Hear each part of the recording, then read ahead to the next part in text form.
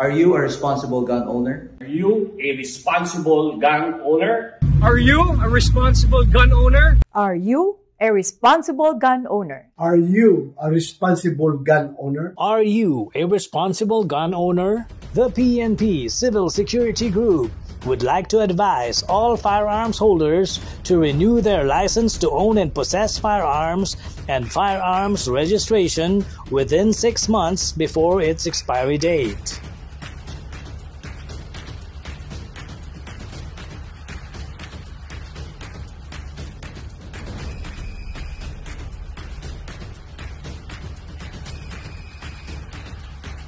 Tumawag na at makipag-ugnayan.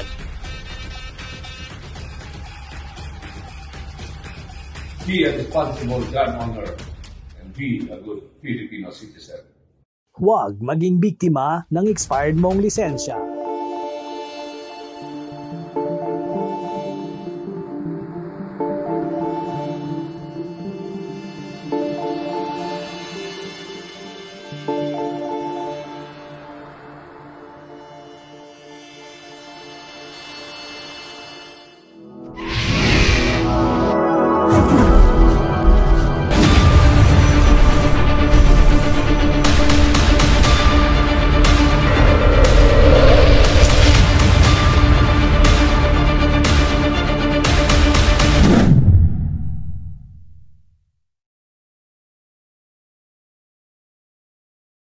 Alright, target board clear. Ayan, ang ulo ng target board ay malinis. Sir Jade Cruz, no? Ng One Gun Pilipinas NCR.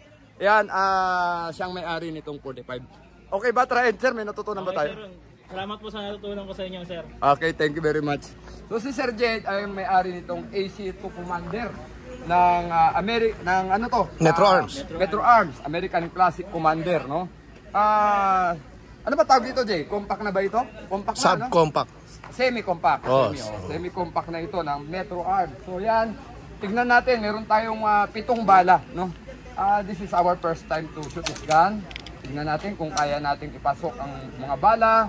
Ito ay American Classic Commander ng Metro Arms. Okay, good.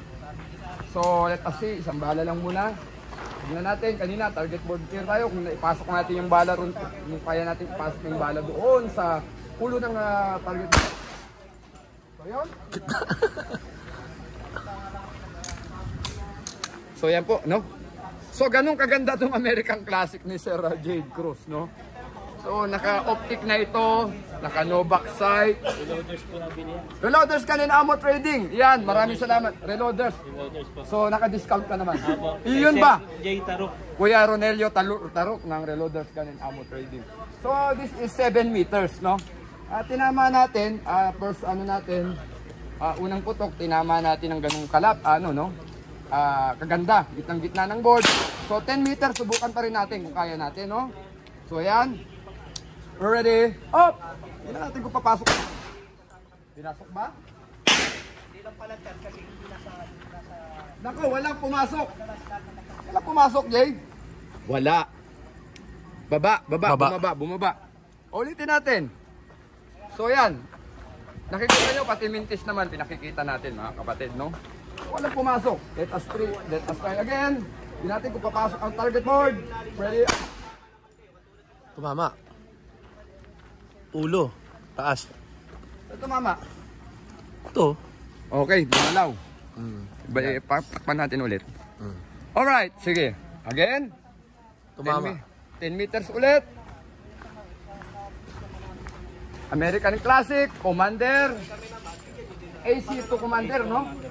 AC2 Commander, 10 meters, ready, up. Ayun, snake bite na siya. Ito po yung patama, no? 10 meters, no?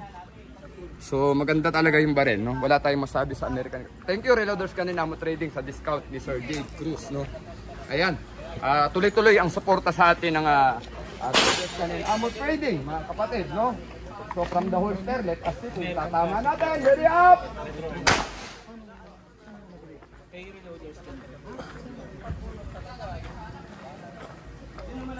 Ayun pa rin po, from the holster po yan, ano, mga kapatid, no? So, let us see. Nakasafety tayo, no? So, ayan. Halos lahat naman ng American Classic na pinutok natin, maski yung full size, tinatama naman po natin mga kapatid, no? So tingnan natin kung kahit tama. Yun, tamama pa rin ba? Tatlo na. Eto na. Tatlo, naghalikan na. Tumatama po tayo, no? This is semi-compact, no, Jay, no? Ah. Sir Jade, no? Semi-compact, ano? With that accuracy, wala po tayong masabi. 45 po ito, mga kapatid, no?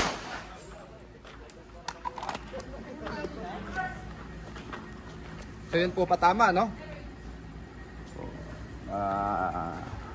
Buti hindi tayo nag-flinching kasi baka sabihin na naman tayo ay nag-accidental fire, no? Pero maganda po ang trigger. Napakaganda ng trigger, mga kapatid. Bukan natin isang kamay kung kaya natin pasok ang bala. Pwede, wala nang bala. Wala nang bala, mga kapatid. Hindi nag-open bolt. Anyway, Reloaders Gun and Ammo Trading. Yan po yung patama ng American Classic, no? This is semi-compact pistol caliber 45, mga kapatid. Nakikita nyo kung gaano ka-accurate, gaano ka-reliable yung pistol. So yung mga wala pong malaking budget, this is your option, mga kapatid. American Classic Commander, One Gun Pilipinas, Reloaders Gun and Ammo Trading. Maraming salamat, Kuya Ronelio Taruk, para sa mga discount sa mga member natin sa One Gun Pilipinas. Ubuhay po tayo.